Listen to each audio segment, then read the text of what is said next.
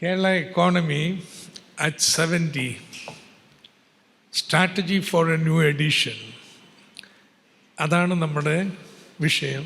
It's A nutshell, ഒരു birds eye view. കഴിഞ്ഞ 70 വർഷക്കാലത്തിനിടയിൽ കേരളത്തിൽ എന്ത് സംഭവിച്ചു? 1957, 56 state was form and Kerala today എന്താ വ്യത്യാസം? At that time, Kerala's per capita income was 25% below the national average. Now, our per capita income is 60% above the national average. ആണ് change വരുന്നത്. Low consumption. അന്ന് കപ്പയും മത്തിയാണ് ഭക്ഷണം. കപ്പ എന്തുകൊണ്ടാണ്? അരി മേടിക്കാൻ കാശില്ല. And mati is the cheapest source of protein. Low consumption. ഞാൻ CDSൽ മഹാരാഷ്ട്രയിലെ വിദ്യാഭ്യാസം കഴിഞ്ഞ് സെൻറ്റർ ഫോർ ഡെവലപ്മെൻറ്റ് സ്റ്റഡീസിൽ പഠിക്കാൻ ചെല്ലുമ്പോൾ അവിടുത്തെ ഗവേഷണ വിഷയം മുഴുവൻ ഇത്ര കുറഞ്ഞ് ഭക്ഷണം കഴിച്ചിട്ട് മലയാളി എങ്ങനെ ഇത്ര ആരോഗ്യമുള്ളവനായിരിക്കുന്നു. അവസാനം പ്രൊഫസർ PGK പണിക്കർ ഒരു food balance sheet of Kerala ഉണ്ടാക്കി. കേരളത്തിലെ എല്ലാ ഉൽപ്പാദനവും കണക്കൂട്ടിയെടുത്ത് നോക്കിയപ്പോൾ അത്രയും തിന്നാൻ മലയാളിയും അത്ര മോശമില്ല. കാരണം എന്താ? ഔദ്യോഗിക സർവേയിൽ നമ്മുടെ വീട്ടിലുണ്ടാകുന്ന ചക്കയും മാങ്ങയും അതൊന്നും കണക്കൂട്ടിയിട്ടില്ല. അതൊക്കെ മലയാളി തിന്നുന്നതല്ലേ. അത്രക്ക് പരിതാപകരമായിരുന്നു നമ്മുടെ ഉപഭോഗ നില. എന്നാൽ ഇപ്പോൾ Kerala is first or second in per capita consumption. Low saving. ഇന്ന് റിസർവ് ബാങ്കിൻ്റെ റൂറൽ ഇൻഡെപ്റ്റഡ്നെസ് അസറ്റ് സർവേ എടുത്താൽ കേരളമാണ് ഒരു റൂറൽ ഹൗസ് ഹോൾഡ്സിൽ പഞ്ചാബ് കഴിഞ്ഞാൽ ഏറ്റവും കൂടുതൽ സ്വത്തുള്ളത്. അന്ന് മിച്ച സംസ്ഥാനമായിരുന്നു. നമ്മൾ ഇറക്കുമതി ചെയ്യുന്നതിനേക്കാൾ കൂടുതൽ കയറ്റുമതിയായിരുന്നു. ഇന്ന് അങ്ങനെയല്ല. We have become a trade deficit. നമുക്ക് ആവശ്യമുള്ളത് കൂടുതലും പുറത്തുനിന്ന് വാങ്ങുകയാണ്. പക്ഷെ ലോ ഇൻവെസ്റ്റ്മെൻറ്റ്, ഇന്നും ലോ ഇൻവെസ്റ്റ്മെൻ്റ് ആയതുകൊണ്ട് സ്ലോ ഗ്രോത്ത്. പക്ഷെ ഇപ്പോൾ ലോ ഇൻവെസ്റ്റ്മെൻ്റ് ആണെങ്കിലും ഹൈ ഗ്രോത്ത് ആണ്. എന്തുകൊണ്ടാണ്? It's a consumption led growth, not investment led growth. And അന്നേ കേരളം സാമൂഹ്യക്ഷേമ സൂചികളിൽ മുന്നിലാണ്. ഇപ്പോഴോ അതിനേക്കാൾ മെച്ചം. ഇതാണ് വളരെ ചുരുക്കി. കഴിഞ്ഞ 70 വർഷക്കാലത്തിനിടയിൽ 56 സംസ്ഥാനമുണ്ടായി. ഇപ്പോൾ 2026 കേരളത്തിൽ വന്ന മാറ്റങ്ങൾ, സാമ്പത്തിക മാറ്റങ്ങൾ എന്ന് പറയുന്നത്. Now, this can be divided into 2 questions. Analytically 2 ചോദ്യങ്ങളാണ്. ഒന്ന്, എങ്ങനെയാണ് അന്ന് 56 ഇത്ര പിന്നോക്കമായ പ്രദേശത്ത് ഇത്ര നല്ല സാമൂഹ്യക്ഷേമ നിലയുണ്ടായിരുന്നു? That's a question. സെക്കൻഡ്, എന്തുകൊണ്ടാണ്, എങ്ങനെയാണ് growth, consumption, saving rate improve ചെയ്തത്? These are the 2 questions that we will have to answer regarding Kerala's development, and that's what I am going to do. എന്തുകൊണ്ടാണ് ക്ഷേമം താഴ്ന്ന സാമ്പത്തിക നിലയിൽ പോലും ഉണ്ടായത്? 3, റീഡിസ്ട്രിബ്യൂഷൻ. കുറവാണ് ഉൽപ്പാദിപ്പിക്കുന്നത്, പക്ഷെ ഉൽപ്പാദിപ്പിച്ചത് കൂടുതൽ നീതിപൂർവമായി വിതരണം ചെയ്യപ്പെടുന്നു. ഈ redistribution of income, collective bargaining, wages rise. അതിൻ്റെ ഫലമായിട്ട് എന്താ സംഭവിച്ചേ? കേരളത്തിലെ കൂലി ദേശീയ ശരാശരിയുടെ ഇരട്ടിയിലധികമാണ്. Increase in wages means a redistribution of income. Second, redistribution of assets, land reform. 60% of the land in Kerala, owned by 6-7% of the population, was redistributed to 70% of the population, among the 70% of the population. ഒരു സംസ്ഥാനത്ത് ഇതുപോലെ redistribution of assets നടന്നിട്ടില്ല. So redistribution of income, redistribution of assets, and 3 public provisioning of services. സർക്കാർ നികുതി പിരിക്കണു, ആ പണം കൊണ്ട് എന്താ ചെയ്തേ? It's not transfer to the rich. We invested in education, health care, social security. ആരാ എൻ്റെ beneficiaries? The vast majority of people. So public provision of services is a redistribution. ഇതിൻ്റെ ഫലമായിട്ടാണ്. വരുമാനമൊന്നും അത്ര കേമല്ല ഉള്ളത്. We pursued a strategy of redistribution and this has resulted in relatively higher quality of life. Okay. ഒത്തിരി വേണമെങ്കിൽ explain ചെയ്യാം, ഞാൻ അതിന് ഉരുമ്പെടുന്നില്ല. ഒക്കെ ചോദ്യങ്ങളുണ്ടെങ്കിൽ ഇതിൽ എന്ത് വേണമെങ്കിലും വിശദീകരിക്കാവുന്ന. My point is simple. Kerala's development model we focused on redistribution. അപ്പോൾ നമ്മൾ കോളേജുകളിൽ നമ്മുടെ ഡെവലപ്മെൻറ്റ് എക്കണോമിക്സിൽ പഠിക്കുന്ന കുസ്നസ് കർവ് ആർക്കെങ്കിലും വിശദീകരിക്കാമോ? എന്താ കുസ്നസ് curve? Myself, Abhrami PS, from the Department of Economics of St. Albert's College, Ernakulam. So, Kuznets curve shows the relationship between income inequality and economic growth. So, in the first phase, when growth increases, income inequality is at its low, and when further growth occurs, the income inequality increases. And Kuznets curve അതാണ് main stream എക്കണോമിക്സിലെ ഗ്രോത്തും ഡിസ്ട്രിബ്യൂഷനുമായിട്ടുള്ള linkage define ചെയ്യുന്നത്. Growth ഉണ്ടാവുമ്പോൾ it is inevitable that inequality rises till a point of inflection.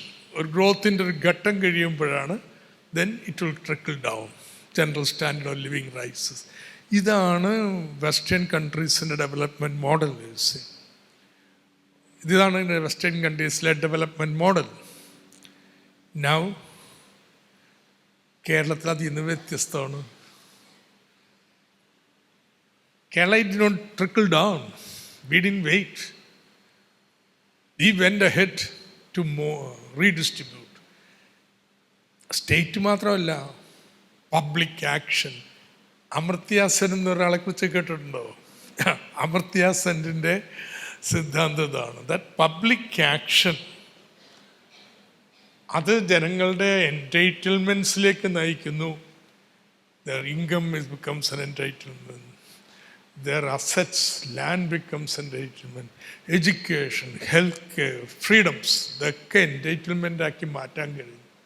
So we didn't wait for trickle down. നമ്മുടെ development സ്ട്രാറ്റജിയുടെ പ്രത്യേകത ഇതാണ്. കേരളത്തെ ബാക്കി ഇന്ത്യ രാജ്യത്തെ മറ്റ് സംസ്ഥാനങ്ങളിൽ നിന്നും ലോകത്തെ മറ്റ് രാജ്യങ്ങളിൽ നിന്നും വ്യത്യസ്തമാക്കുന്നതാണ്. അതിൻ്റെ ഫലമായിട്ട് എവരിബഡി, സാധാരണക്കാരൻ്റെ ജീവിതം മറ്റുള്ള സംസ്ഥാനങ്ങളെക്കാൾ വളരെ മെച്ചപ്പെട്ടു. വളരെ സച്ച് ആൻസർ. ഞാൻ പറഞ്ഞാൽ ഞാൻ ഇവിടെ നിന്ന് പോയിട്ട് സെൻറ്റർ ഫോർ ഡെവലപ്മെൻറ്റ് സ്റ്റഡീസിലാണ് എംഫിലിന് ചേർന്നത്. അപ്പോൾ ഈ പുസ്തകം എഴുതി തീർത്തിട്ടുള്ളൂ. Poverty, unemployment and development policy ആദ്യമായിട്ട് കേരളത്തിൽ ഇങ്ങനെ നടന്നു. ഒരു പ്രത്യേകതയാണ്, ലോകത്തപൂർവം നടക്കുന്ന കാര്യമാണ് എന്ന് പറയുന്ന പുസ്തകമാണ് poverty, unemployment and development policy. അതിനെ തുടർന്നാണ് ഇത് ലോകം മുഴുവൻ ചർച്ച ചെയ്യപ്പെടാൻ തുടങ്ങിയത്. Okay, that's the first answer to the question. Second question, രണ്ടാമത്തത്. 2 ചോദ്യം പറയാനുള്ളതെന്ന് പറഞ്ഞു, അല്ല 1 കണ്ടു. രണ്ടാമത്തെ ചോദ്യം, എന്തുകൊണ്ടാണ് കേരളത്തിൻ്റെ ഇൻകം ഗ്രോത്ത് ആക്സലറേറ്റ് ചെയ്തത്? What is the reason for it? Investment കൂടിയിട്ടില്ല, ബട്ട് സ്റ്റിൽ ഗ്രോത്ത് ആക്സലറേറ്റഡ്. നമ്മുടെ per capita income 25% below national average in 1956, it became today 60% above the national average. Look, this data shows between 1967-87 GSDP, state gross development product 2.93% വെച്ചാൽ കൂടിയിരുന്നത്. 2018 6.71%. 80കളുടെ അവസാനമായപ്പോൾ കേരളത്തിലെ growth accelerate ചെയ്യാൻ തുടങ്ങി. Per capita income in the first phase 0.99% ആണ്. Second ഫേസിലോ 6%. It's a phenomenal jump in per capita income. Industry accelerates, service accelerates, agriculture does not. Agriculture ആദ്യത്തെ ഫേസിൽ 1.25, രണ്ടാമത്തെ ഫേസിൽ 1.3. What happened to agriculture? Look that, last column, 88 മുതൽ 96 വരെ കൃഷി വളർന്നത്രയാ 5% വെച്ച്. That's a phenomenal growth. Normally, agricultural growth never exceeds 3%, 3.5%. 5% വെച്ച് കൂടി. നമ്മുടെ നാട്ടിലെ ഭൂപരിഷ്ഠം കഴിഞ്ഞപ്പോൾ 70 മുതൽ 87 വരെയുള്ള കാലത്ത് ഭൂമിയിലെല്ലാം മലയോരങ്ങളിലൊക്കെ റബ്ബറായി. എന്താ വെട്ടിമാറ്റിയത്? കപ്പലമാവ് വെട്ടിമാറ്റി, കപ്പ വിഴുത് മാറ്റി. നമ്മുടെ സമതല പ്രദേശത്തോ അവിടെ പാടത്തിൽ തെങ്ങിടാൻ തുടങ്ങി.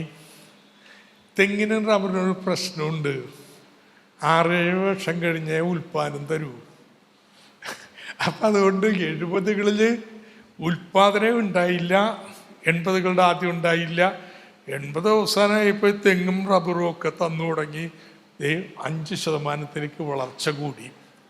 പിന്നെ തകർന്നു പോയതെന്താ? 0 ഗ്രോത്തായി.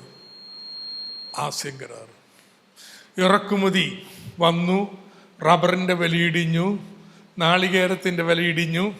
ഇപ്പം കൂടിയതിനെ കുറിച്ചല്ല ഞാൻ പറയണേ,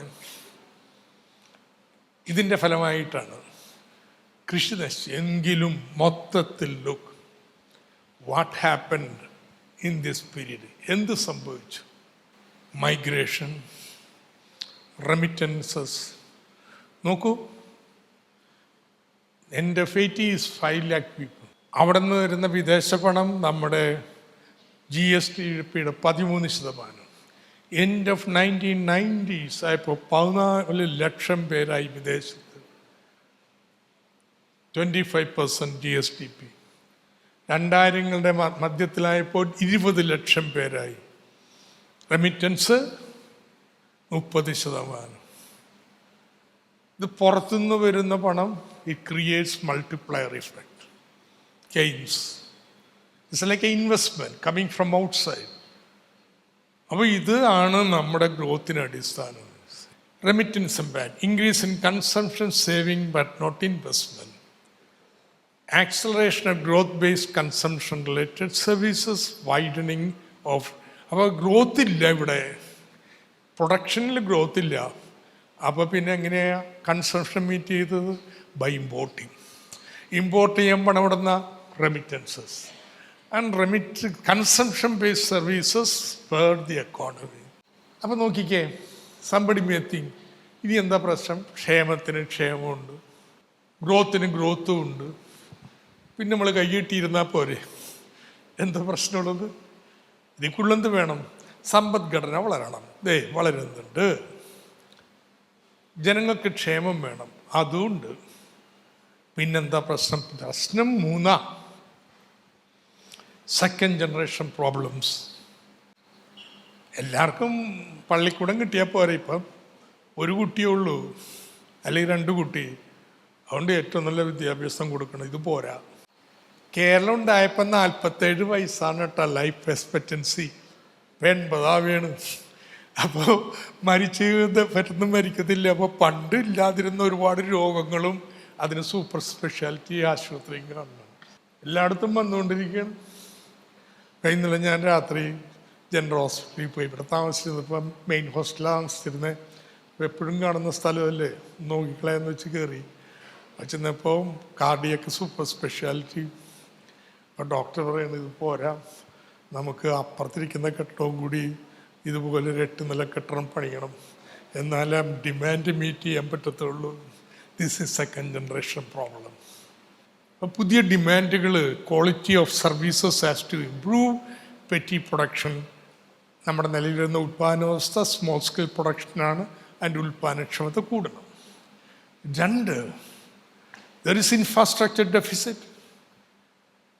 കേരളം അതിൻ്റെ വരുമാനം മുഴുവൻ നമ്മൾ എന്ത് ചെയ്തെന്ന് പറഞ്ഞ് വിദ്യാഭ്യാസത്തിനും ആരോഗ്യത്തിനും ഒക്കെ കൂടുതൽ മുടക്കിയത്.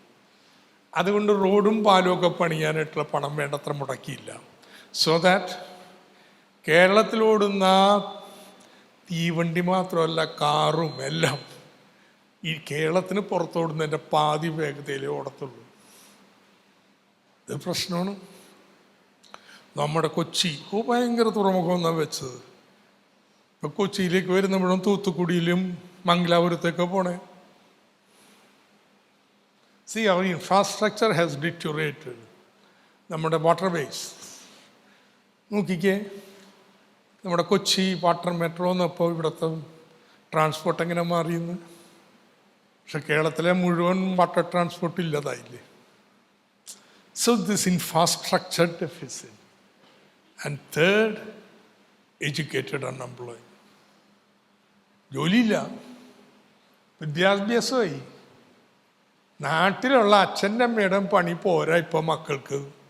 വളരെ സ്വാഭാവികം, പഠിച്ചില്ലേ, പഠിത്തത്തിനനുസരിച്ച് ജോലി വേണ്ട.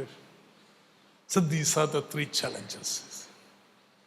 And particularly for you, the third one. You want decent jobs. എന്തെങ്കിലും ജോലി കിട്ടിയാൽ പോരാ. ഇത് അഡ്രസ് ചെയ്യാനാണ് strategy four A new edition. We need a new development paradigm. പഴയ പാരഡൈം എന്താണ്? Redistribution alone. മറ്റേ നിഷേധിച്ചിട്ടൊന്നുമില്ല, പക്ഷെ അത് നമ്മുടെ വലിയ കൺസേൺ അല്ല. ഇനി പറ്റില്ല. A new development paradigm. അതിൽ 3 കമ്പോണൻസ് ഉണ്ട്, 3 ചലഞ്ചസ്, ഓരോന്നിനും ഓരോ ഉത്തരം, അങ്ങനെ 3 ആൻസേഴ്സ്. 1, എങ്ങനെയാ സെക്കൻഡ് ജനറേഷൻ പ്രോബ്ലംസ് അഡ്രസ് ചെയ്യേണ്ടത്? Devolution and participation. ഭൂമി കൊടുത്തു, അവിടുത്തെ ഉൽപ്പാദനം വർദ്ധിപ്പിക്കാൻ അവർ വട്ടം വളഞ്ഞിരുന്ന് ആലോചിച്ച് തീരുമാനിക്കണം. നമ്മുടെ സ്കൂൾ എങ്ങനെ നന്നാക്കാം, നമ്മുടെ ആശുപത്രി എങ്ങനെ നന്നാക്കാം, നമ്മുടെ പാർപ്പിടം നന്നാക്കുന്നത് എങ്ങനെ, പ്രാദേശിക റോഡുകൾ നന്നാക്കുന്നത് എങ്ങനെ, ഇതൊക്കെ പ്രാദേശികമായി ജനങ്ങൾ ഒത്തൊരുമിച്ച് തീരുമാനിക്കുന്നതാണ് നല്ലത്. ഈ തിരുവനന്തപുരത്തിരുന്ന് നോക്കിയാൽ കണ്ണെത്തൂല്ല അവിടം വരെ. എത്തിയാൽ തന്നെ ഉദ്യോഗസ്ഥന്മാരുടെ ഈ എമ്പോട്ടിനി നടക്കില്ല. ജനങ്ങൾ നേരിട്ട് പങ്കാളികളായി ചെയ്യണം. So we strategise people's planning. 2, പക്ഷെ ക്ഷേമം കുറക്കാൻ പറ്റില്ല. പെൻഷൻ 2000 പോരാ എന്നുള്ളതാണ് എല്ലാവരുടെയും മനസ്സിലുള്ളത്. ഇനിയും കൂട്ടണം. വിദ്യാഭ്യാസം ഫീസ് മേടിക്കാൻ നമ്മൾ തീരുമാനിച്ചിട്ടില്ല, ചെറിയ ഫീസ്. ആശുപത്രിയിൽ OP വന്നാൽ തന്നെ നമ്മൾ തീർക്കും. അപ്പം അതിലൊന്നും ചിലവ് കുറക്കാൻ പറ്റില്ല. പിന്നെ എങ്ങനെ ഇൻഫ്രാസ്ട്രക്ചറിന് പണം കണ്ടെത്താം? That's the challenge. നമ്മൾ ഇതുവരെയും സാമൂഹ്യക്ഷേമ ചെലവുകളിലൂന്നി ഇൻഫ്രാസ്ട്രക്ചറിനെ അവഗണിച്ചു. നൗ സാമൂഹ്യക്ഷേമ ചെലവിനി കുറക്കാൻ പറ്റില്ല. ഫോർ ഇൻഫ്രാസ്ട്രക്ചറിന് പണം ഇവിടെ നിന്ന് കണ്ടുപിടിക്കണം. എക്സ്ട്രാ ബഡ്ജറ്ററി ഫിനാൻസിങ്, അതിനു വേണ്ടി കിഫ്ബി. 3, എങ്ങനെ അഭ്യസ്ത വിദ്യർക്ക് ആഗ്രഹിക്കുന്ന തൊഴിലുകൾ കേരളത്തിൽ തന്നെ സൃഷ്ടിക്കാം. ഒറ്റ വഴിയുള്ളൂ, അത്തരം തൊഴിലുകൾ സൃഷ്ടിക്കുന്ന സമ്പദ്ഘടനയും മാറണം. Kerala becomes a knowledge based economy. ഭയങ്കര ഹൈ പ്രൊഡക്ടിവിറ്റിയാണ് നോളജ് എക്കോണമിക്ക്, നോളജ് ബേസ്ഡ് എക്കോണമി. നല്ല പ്രൊഡക്ടിവിറ്റി ഉണ്ടെങ്കിൽ നല്ല ശമ്പളം കൊടുക്കാം, ആ ജോലി വേണം. കേരളത്തിൽ ജോലി ഇല്ലാത്തതല്ലോ പ്രശ്നം. 30-40 ലക്ഷം അതിഥി തൊഴിലാളികൾ കേരളത്തിൽ വരുന്നില്ലേ? പക്ഷെ ആ ജോലികൾ നമ്മുടെ അഭ്യസ്തവിദ്യർക്ക് പറ്റിയതല്ല. അവർക്ക് പറ്റുന്ന ജോലി ഉണ്ടാക്കണം. അതിനുള്ള മാർഗം എന്താണ്? Knowledge economy. അതിന് വിഭാവനം ചെയ്ത ഇൻസ്റ്റിറ്റ്യൂഷനാണ് കേട്ടിസ്ക് college. So these are the elements of the new development strategy. കേരളത്തിൻ്റെ 2ാമത്തെ എഡിഷന് വേണ്ടിയുള്ള സ്ട്രാറ്റജി. ഇത് മൂന്നും ഒന്ന് വിവരിച്ചു കഴിഞ്ഞാൽ എൻ്റെ അവതരണം തീരെയാണ്. ലെസൺ ഒന്നാമത്തത് പീപ്പിൾസ് പ്ലാൻ. 30ാമത്തെ വർഷം എന്ത് നേടി? ഞാൻ പറയാം, ബാക്കിയൊക്കെ വിട്ടുകളയാം. Alleviation of poverty. ഞാൻ എക്സ്ട്രീം പോവർട്ടി മാറ്റി എൻ്റെ തർക്കമൊക്കെ ഉണ്ട്, നിന്നോട്ടെ. But India government has accepted multi dimensional poverty index എടുത്താൽ കേരളത്തിൽ 0.5.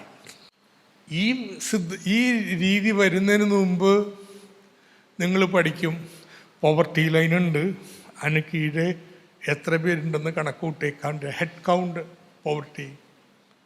By latest estimate it is 0.7. It's a marvellous achievement. എന്ന് വെച്ചാലേ കേരളത്തിലുള്ള എല്ലാവർക്കും ഭക്ഷണം, പാർപ്പിടം, വിദ്യാഭ്യാസം, ആരോഗ്യം ഇതെല്ലാം കൊടുക്കാൻ കഴിഞ്ഞു. അതിൽ we played a important role. People's plan, education, health, local infrastructure, the length of road has increased by 3 times in Kerala. Kudumbashree, social capital. പക്ഷേ ഡ്രോബാക്സ് ഒക്കെ ഉണ്ട് കേട്ടോ. വലിയ കേവലം നേട്ടം മാത്രമല്ല, ലോക്കൽ എക്കണോമിക് ഡെവലപ്മെൻറ്റ് അത് വേണ്ടത്ര നേടാൻ കഴിഞ്ഞില്ല. നമ്മുടെ കൃഷി നന്നായില്ല, ചെറുകിട വ്യവസായങ്ങൾ നന്നായില്ല. അതൊക്കെ അങ്ങ് നന്നാവുന്ന വിചാരിച്ചേ അതൊന്നും വേണ്ടത്ര ആയിട്ടില്ല. 1. 2, പ്രോസസ് ഡിറ്ററിയേഷൻ, അധികാര വികേന്ദ്രീകരണം. ഇങ്ങനെയുള്ള നേട്ടത്തിന് മാത്രമല്ല, പ്രോസസ് ഈസ് ഓൾസോ ഇമ്പോർട്ടൻറ്റ്. അതുവഴിയാണ് ഗുഡ് സിറ്റിസൺസ് ഉണ്ടാവുന്നത്. അതൊരു ലക്ഷ്യം. നല്ല മനുഷ്യരാവണേ. നല്ല മനുഷ്യരാവണമെങ്കിൽ നല്ല ആളുകൾ തുറന്ന മനസ്സ് വേണം, കാര്യങ്ങൾ ചർച്ച ചെയ്യണം, യോജിച്ച് പ്രവർത്തിക്കണം. അതിനു വേണ്ടിയിട്ടാണ് പീപ്പിൾസ് പ്ലാൻ എന്നും പറഞ്ഞ് ഒരു ക്യാമ്പയിൻ ഉണ്ടാക്കിയത്. ആൾക്കാരെ പഠിപ്പിക്കുക, പുതിയ രീതിയിൽ പ്രവർത്തിക്കുക. ഈ പ്രോസസ്സ് കഴിഞ്ഞ 30 വർഷക്കാലത്തിനിടെ ഡിറ്ററേറ്റ് ചെയ്തു. ഒന്ന് പാർട്ടിസിപ്പേഷൻ, ഗ്രാമസഭയിലൊന്നും വേണ്ടത്ര ആളുകൾ വരുന്നില്ല. താഴെത്തട്ടിലാവുമ്പോൾ എല്ലാ പ്രശ്നങ്ങളെയും ഇൻ്റഗ്രേറ്റ് ചെയ്ത് ചിന്തിച്ചിടപെടും. അത് വേണ്ടത്ര ഉണ്ടാവുന്നില്ല. ഡിപ്പാർട്ട്മെൻ്റലിസം താഴ്ത്തും വരുന്നു. ട്രാൻസ്പെറൻസി, എല്ലാം നാട്ടിൽ നടക്കുമ്പോൾ ആൾക്കാർക്ക് കാണാൻ അവസരം ഉണ്ടെങ്കിൽ കക്കുന്നത് കുറയും. Non transparent processes are coming. Environment വേണ്ടത്ര പരിഗണന കിട്ടിയിട്ടില്ല, ജെൻഡറിന് വേണ്ടത്ര ഇല്ല. These are process deterioration. Yes, അതുകൊണ്ട് ഞാനെന്താ പറയുക, you need another round of mobilisation. ആളുകളെ ക്ലാസ് മുറിയിലിരുന്നൊന്നും പഠിക്കില്ല കേട്ടോ. Only they are in motion, activity they learn. അപ്പോൾ ജനകീയാസൂത്രണം പോലെ വലിയൊരു മൊബിലൈസേഷൻ 2ാമത് കൊണ്ടുവരണം. അത് കൊണ്ടുവരുന്നതിന് എന്താ ഒരു സ്ലോഗൻ? അതിന് പറ്റിയ സ്ലോഗനാണ് സ്ത്രീകളുടെ തൊഴിൽ പങ്കാളിത്തം 50% ഉയർത്താം. ഇന്ന് വിദ്യാഭ്യാസമൊക്കെ ഉണ്ട് സ്ത്രീകൾക്ക്. ഒരു 25 വയസ്സ് കഴിഞ്ഞ പുരുഷന്മാരിൽ 95% പേരും ജോലി ചെയ്യുന്നുണ്ട്. സ്ത്രീകളിൽ 27% ജോലി ചെയ്യുന്നു. വിദ്യാഭ്യാസം എന്നിട്ടല്ല, they are willing to work at 10,000 rupees here. Skill gap ഉണ്ട്. ഫീൽഡ് ഔട്ടായിപ്പോയി. കുട്ടി അത് സ്കൂളിൽ പോണവരെയും ഇതൊക്കെ മാറി നിൽക്കണം. പിന്നെ സ്ത്രീ ചെയ്യാൻ പാടുള്ള പണിയാണോ നമ്മുടെ മാന്യതബോധം? ഇതൊക്കെ മാറ്റാന്ന്. ഇപ്പം ഹരിത കർമ്മസേന തുടങ്ങിയപ്പോൾ എന്ത് വിമിട്ടായിരുന്നു. ഇപ്പോൾ 270 ഹരിത കർമ്മസേനാംഗങ്ങൾ ജനപ്രതിനിധികളാണ്. ഞാൻ താമസിക്കുന്ന വാർഡിൻ്റെ തൊട്ടപ്പുറത്തുള്ള തിരുവനന്തപുരത്തെ വാർഡിൽ ജനപ്രതിനിധി അവിടുത്തെ ഹരിത കർമ്മസേനാംഗമാണ്. ഒരു മൂവ്മെൻ്റ് ഒന്നും ഇതൊക്കെ മാറ്റാം. മനുഷ്യൻ്റെ ബോധത്തെയും മുൻവിധികളെയും മാറ്റാം. അങ്ങനെ സ്ത്രീകളുടെ തൊഴിൽ പങ്കാളിത്തം ഉയർത്തണമെങ്കിൽ ലോക്കൽ എക്കണോമിക് ഡെവലപ്മെൻറ്റ് വേണം. ബാക്ക്വേർഡ് ലിങ്കേജസിൻ്റെ ഓപ്പോസിറ്റ് എന്താ? മുന്നോട്ട് forward linkages. And forward linkages എന്താ? നമ്മുടെ മുൻവിധികൾ മാറ്റാം. ഇത്രയും സ്ത്രീകൾ, 30 ലക്ഷം സ്ത്രീകൾ കേരളത്തിന് വീട്ടിന് പുറത്ത് പോയി ജോലി ചെയ്യാന്ന് പറഞ്ഞാൽ സുരക്ഷിതമായി വരണ്ടേ? സുരക്ഷിത ഇടം. ഇത്രയും സ്ത്രീകൾ പുറത്ത് പോയി ജോലി ചെയ്യണമെങ്കിൽ പിന്നെ വീട്ടുപണി സ്ത്രീയുടെ മാത്രം ചുമതലയാവാൻ പറ്റില്ല. It have to change. Labour saving mechanisation വരണം, കമ്മ്യൂണിറ്റി സപ്പോർട്ട് സിസ്റ്റങ്ങൾ വരണം. Keralam will change. സോ അധികാര വികേന്ദ്രീകരണത്തിൻ്റെ അടുത്ത ഘട്ടമെന്ത്? ഇതാണ്. യെസ്. 2, നമുക്ക് എങ്ങനെ ഇൻഫ്രാസ്ട്രക്ചർ ഡെഫിസിറ്റ് ഇല്ലാതാക്കാം? ഇത് വളരെ പ്രധാനപ്പെട്ടതാണ്. അതിനുള്ള മാർഗം, ഇൻഫ്രാസ്ട്രക്ചറിന് മുതൽ മുടക്കിയ പണം അത് GDPയുടെ ശതമാനമായി കൊടുത്തിരിക്കുകയാണ്. താഴത്തുള്ള നീല കറുത്തത് കേരളത്തിലെ എക്സ്പെൻഡിച്ചർ. ലുക്ക്, ഇപ്പൊ കുറച്ച് അടുത്ത് തുടങ്ങിയിട്ടുണ്ട്. ബട്ട് എല്ലാം ഇപ്പോഴും മറ്റ് സംസ്ഥാനങ്ങളുടെ പകുതിയേ ഉള്ളൂ. ഇതാ പറഞ്ഞ അണ്ടർ ഇൻവെസ്റ്റ്മെന്റ്. ഇത് മറികടക്കണം. What is the way? Yes, നമ്മൾ സ്പീഡിലാണ് പോണേ. 5 വഴിയുണ്ട്. ബഡ്ജറ്റിൽ നിന്ന് ചിലവാക്കാം. അപ്പോൾ വേറെ പലതും വേണ്ടെന്ന് വെക്കേണ്ടി വരും. അത് പറ്റില്ല. So 1 is out. 2, ഒരു SPV ഉണ്ടാക്കിയിട്ട്, സ്പെഷ്യൽ പർപ്പസ് വെഹിക്കിൾ ഉണ്ടാക്കിയിട്ട് ചെയ്യാം. മെട്രോ പണിതിരിക്കുന്നത് അങ്ങനെയാണ്. പക്ഷേ നമ്മുടെ റോഡും പാലും ഒക്കെ റവന്യൂ മോഡലാക്കാൻ വലിയ പ്രയാസമാണ്. അതിനെന്ത് ചെയ്യും? അപ്പം അതില്ല. 3, കോർപ്പറേറ്റുകൾക്ക് കൊടുക്കാം. അവർ കേരളത്തിൽ വന്ന് മുതൽ മുടക്കാൻ തയ്യാറാവില്ല. കാരണം നല്ല ടോളിനെതിരായി സമരം വന്നാലോ. So they wouldn't be willing to come.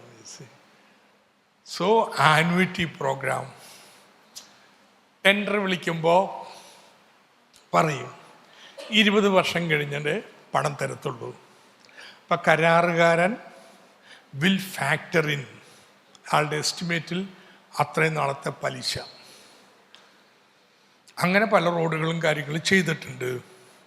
പക്ഷെ വളരെ കുറച്ച് കരാറുകാരെ ഇതിനൊക്കെയുള്ള ശേഷിയുള്ളവരുള്ളൂ. അതുകൊണ്ട് അവരൊത്തു വിളിക്കും. ഞാനതിൻ്റെ കണക്കെടുത്ത് നോക്കിയപ്പോഴേ 12% മിനിമം പലിശ, ഇംപ്ലിസിറ്റ് പലിശ ഈ കരാറുകളിൽ. 20% വരെയുണ്ട്. എന്തൊരു അക്രമം! അപ്പം അതുകൊണ്ടൊരു നല്ല കമ്പനി ഉണ്ടാക്കുക, കിഫ്ബി. അവർ വായ്പ എടുക്കുമ്പോൾ അവർ പണിയും. സർക്കാരല്ല വായ്പ എടുക്കണത്. അതുകൊണ്ട് ബഡ്ജറ്റിന് പുറത്താണ്. അതാണ് കിഫ്ബി മോഡൽ. എന്താ കിഫ്ബി മോഡൽ? സർക്കാർ എല്ലാ വർഷവും ഒരു നിശ്ചിത തുക നൽകുന്നു. പഞ്ചായത്തിന് കൊടുക്കണ പോലെ. Okay, clear. കിഫ്ബിക്ക് എല്ലാ വർഷവും കൊടുക്കും. നൗ പഞ്ചായത്ത് എന്ത് ചെയ്യുന്നു?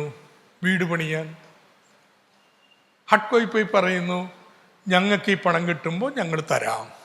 ഇപ്പം വീട് പണിയാനുള്ള പണം എന്താ? ഇതുപോലെ നമ്മുടെ കിഫ്ബി ബാങ്കുകളെ മറ്റും സമീപിച്ചിട്ട് പറയും, ഞങ്ങൾക്ക് സർക്കാർ ഇങ്ങനെ പണം ഭാവി തരുന്നുണ്ട്, അതിന് നിയമം ഉണ്ടാക്കിയിട്ടുണ്ട്. അതുകൊണ്ട് അതിൻ്റെ ഈടിൽ നിങ്ങൾ ഞങ്ങൾക്ക് വായ്പ താ. This is all. നമ്മൾ എക്കണോമിക്സിനെ വിളിക്കുന്നത് securitising the future income flow. Future income flow കിഫ്ബിക്ക് കിട്ടുന്നത് നമ്മൾ ഇന്ന് സെക്യൂരിറ്റൈസ് ചെയ്യണം. And it works. ഇപ്പം ആളുകൾക്ക് വിശ്വാസം വേണം കേട്ടോ. അത് ബാങ്കിനും മണി മാർക്കറ്റിനും ചെറിയ തുകയല്ല, 1,00,000 കോടി രൂപയാണ് വായ്പ എടുക്കാൻ പോണത്. ഇവരിതൊക്കെ ചെയ്യാൻ പ്രാപ്തിയുള്ളവരാണെന്ന് കാണിക്കുന്നത്. ഇപ്പം ED കേസ് ഇവിടെ നടക്കണില്ലേ, ഞാൻ പ്രതിയായിട്ടൊക്കെ അത് മസാല ബോണ്ട് പോയി എന്നൊക്കെ പറഞ്ഞ്. അപ്പം എല്ലാവരും എന്നോട് ചോദിക്കാറുണ്ട്, എന്തിനാ സാർ ഈ മസാല ബോണ്ടൊക്കെ പോയത്? ഈ 2,000 കോടിയല്ല. ആർക്കെങ്കിലും പോയി മസാല ബോണ്ടൊന്നും മേടിക്കാൻ പറ്റില്ല. ഇന്ത്യയിൽ അന്ന് വേറെ ഒരു സർക്കാർ സംഘടനയും മേടിച്ചിട്ടില്ല, നഹായ് പോലും അതിന് ശേഷം. അവിടെ വേൾഡ് മണി മാർക്കറ്റിൽ നിന്നത് എടുക്കണമെന്നുണ്ടെങ്കിൽ നിങ്ങൾക്ക് റേറ്റിംഗ്, അത്ര ഉയർന്ന റേറ്റിംഗ് വേണം. അവർ നിങ്ങളെ പരിശോധിച്ച് ഒരു ഭയങ്കര മിടുക്കന്മാരാണ് എന്ന് പറയണം. അപ്പം 2,000 കോടിയുള്ളൂ, അത് പോയി എടുത്താൽ എന്താ ഗുണം? ഇന്ത്യയിലെ മണി മാർക്കറ്റിൽ മുഴുവൻ, സ്ഥാപനങ്ങളിൽ മുഴുവൻ ഈ സന്ദേശം ആ നിമിഷം എത്തും. Hey, here is a new player. അവർ ലണ്ടൻ സ്റ്റോക്ക് എക്സ്ചേഞ്ചിൽ പോയിട്ട് പണം എടുത്തിരിക്കും. പിന്നെയാണ് നമ്മുടെ ഇവിടെയുള്ള നാട്ടിലുള്ള വായ്പ. to win the credibility of the market. That's what we did. And this is on. There is some controversy with sender. I'll deal with the questions if they arise. No, let's pass on. And third, unemployment. How do you do that? അതിന് കേരളത്തെ knowledge based economy ആക്കണം. അതിലെന്തൊക്കെയുണ്ട്? ഒന്ന്, നിലവിലുള്ള കൃഷിയും ഒക്കെ ഏറ്റവും ആധുനിക വ്യവസായത്തിൻ്റെ ആക്കണം. കൃഷിയടക്കം മോസ്റ്റ് മോഡേൺ ടെക്നോളജി. പ്രൊഡക്ടിവിറ്റി അത്ര ഉയർന്ന് അത്ര വലിയ വരുമാനം ഉണ്ടെങ്കിൽ നമ്മളിനി ആ പണി ചെയ്യാൻ പോകണം. 2, പുതിയ സ്കിൽ ബേസ്ഡ് ഇൻഡസ്ട്രീസ്, അതിലേക്ക് ഇൻവെസ്റ്റ്മെൻറ്റും കൊണ്ടുവരണം. ഇനി കെമിക്കൽ വ്യവസായമോ ഹെവി ഇൻഡസ്ട്രി ഇതൊന്നും അല്ലെന്ന്. IT, BT ഇങ്ങനെയുള്ള പുതിയ ടെക്നോളജി ഇനി ഇങ്ങനെ വേണ്ടത്ര വന്നില്ലെങ്കിലോ, നമ്മുടെ കേരളത്തിൽ പഠിക്കുന്ന മിടുക്കർ കുട്ടികൾ അവർ പഠിക്കുന്ന കാര്യങ്ങൾ ഇന്നൊവേഷൻസും സ്റ്റാർട്ടപ്പുകളും ആക്കി മാറ്റാൻ വേണ്ടുന്ന അന്തരീക്ഷം വേണം. ഈ വ്യവസായങ്ങളിൽ പണിയെടുക്കാനുള്ള സ്കില്ല് എല്ലാവർക്കും ഉണ്ടാവണം.